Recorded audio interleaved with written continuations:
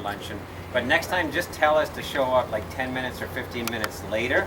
Then all the real people that want to talk about all the work that they've done get to talk first, and then the politicians come in just to say thanks to everybody. So maybe that's a new mantra.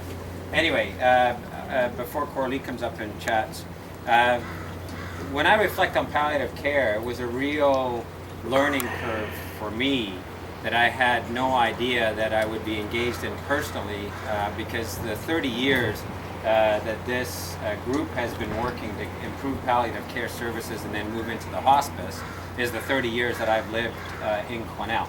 And I've been aware of it from the very beginning and right through.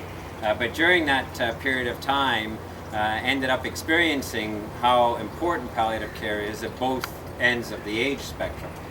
With a niece as a brand new infant that died, and then my father who died of pancreatic cancer. And you hear all the stories about how important it is, but until you actually experience it, you don't realize how really vital the service is. And in my dad's case, I stayed with him the 3 nights that he was in the hospital after he'd had a bleed out. We knew he was terminal. We knew he only had a few days left. And the continuous kind of intervention. They were still treating him for his diabetes. They were still treating him for his high blood pressure and his cholesterol. They were still treating him for all of the things that weren't going to kill him.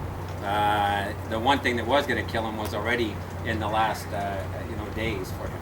When we got him over to Palliative, which he wasn't sure that he wanted to get to, he said to me when we came in, the ambulance took him over, he said to me when I came in, he said, "Bob, I don't think you've ever stayed in a place as beautiful as this, have you?" He said, "It's just gorgeous, right? You're jealous, aren't you?" And I said, "No, not really, but that's okay." And then my father is a typical, Scotsman. Women have their role, all that stuff. He did progress as he got older, but they wanted to bathe him. He hadn't had a bath for a week, and they wanted to bathe him. And one of the lasting memories of my dad is they were wheeling him into the area that they called the spa. This is in Kelowna. And my dad waving like a beauty queen as they were taking him there. And when he came out, he had a bigger smile on his face than when he went in. And I said to him, "Dad, what did those women do to you in there?" And he said, "Oh, I'll never tell, son." But that experience, he knew he was dying. He knew he was within hours of dying. But the level of care, the professionalism, the switch, they stripped him of all of the drugs that he didn't need. The switch over to just simply allowing him to go where's Carol? Allowing him to go with dignity is critical, right? And that's what this is all about. So the other thing that I just want to say is really the foundation of any community is partnerships and volunteers. And the hospice unit here and the palliative care society demonstrates that in spades.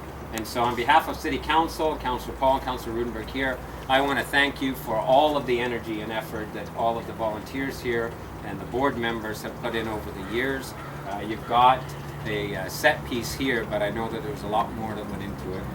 And for Northern Health, for the proactive partnership that we've had that's made this possible. So thank you all, and celebrate. Looks like lots of goodies that go straight to the bottom line. So thanks very much.